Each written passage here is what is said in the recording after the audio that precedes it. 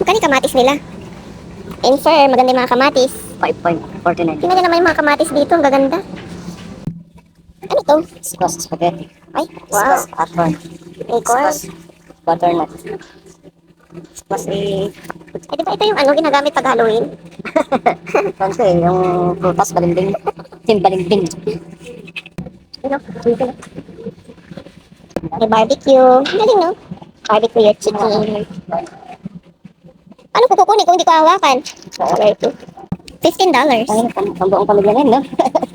Ito guys, pag tamad ka magluto, ito pambuong pamilya na ito, pang-Indian food. Ito yung usually, breakfast naming mga European. Meron din pala sila rito ano, longganisa. Cajun, breakfast sausage. Titikman din namin ito pag nagkatrabaho na kami. Gagawa na lang kita, mas masarap. Pag may trabaho na. Yung pang steak, ang pigar-pigar, napakalambot na. Sorry. Club size. Ang kanyang presyo is $30. Saka na ha, pag may trabaho na. Pero, kawawa ka naman. Sa Pangasinan, magkano lang yun? Ano lang yun? Baon nila. Walang steak dun. Meron, steak na barbecue. Blue stick. May sarap na ito. Hindi siya makaget over. Late steak. Next time na lang kapag may work ka. Iniihaw mo to, tumutuloy laway mo guys. Lagyan mo ng rosemary, garlic, butter, Thyme. and then, kinagat, Pwede lagyan mo ng black pepper. Steak is the best policy. Kaya mahal. Meto bacon. Wow. Wala pa akong work. May work na mga kain kita. Salamat. Bili tayong chocolate, Dad. Ano? Bili ka ng bili. Eh, wala na nga tayong pera. Wala pa tayong trabaho. Let's go. Natutuwa rito si Nini.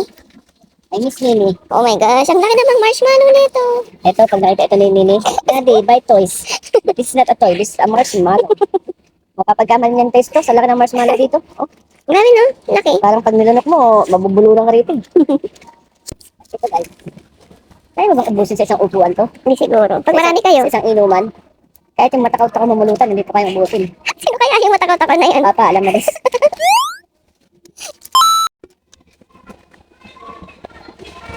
Guys, ito lang nabili namin. Itong pabulok na ubas. 30% off. $3 na strawberry. Saka orange label. Kasi ito ay mga panlaban sa sakit, guys. Ayan na, halika na, umalis na tayo. Uwi na kami. See you soon on my next vlog. Pag may trabaho na po. Pag mabibili mo na yung ano, steak, no? Yes.